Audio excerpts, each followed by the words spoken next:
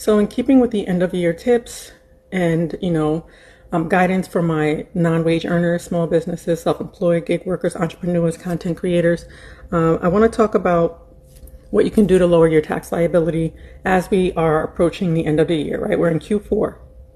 And one of the things you can do is assess whether or not you've made enough money to pay yourself a salary.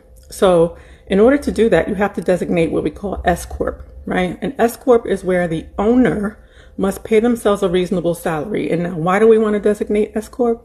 Because S Corps don't pay self-employment tax. So if you're an LLC, you're paying self-employment tax. Self-employment tax is what I call a sunk cost. It doesn't reduce your tax liability. You can't deduct it. It's just a tax, right?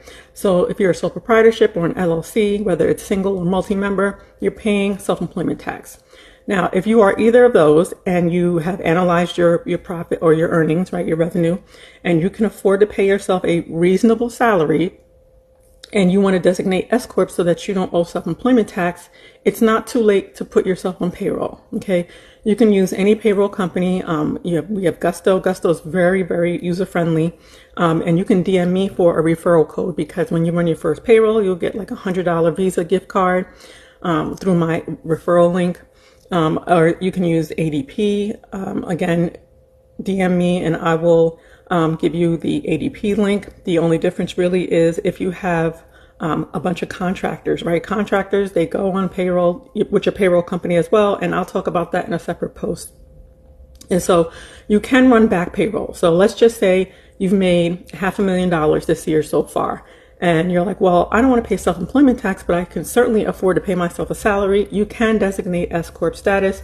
You can use one of these explanations that are listed on the IRS website for late designation. And then you have to run back payroll.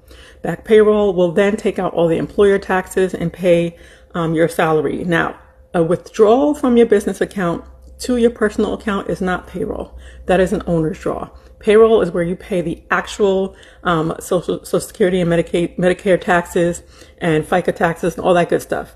So the good thing is that employer taxes, you're going to pay, your company's going to also pay employer taxes as well as remitting the taxes for you out of your check, right?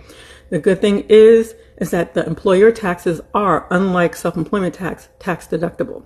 So again, if you found that you can pay yourself a reasonable salary because we're well into the end of the year and now you can't afford to because you've made the earnings, go ahead and run back payroll, designate S Corp status, Form 2553.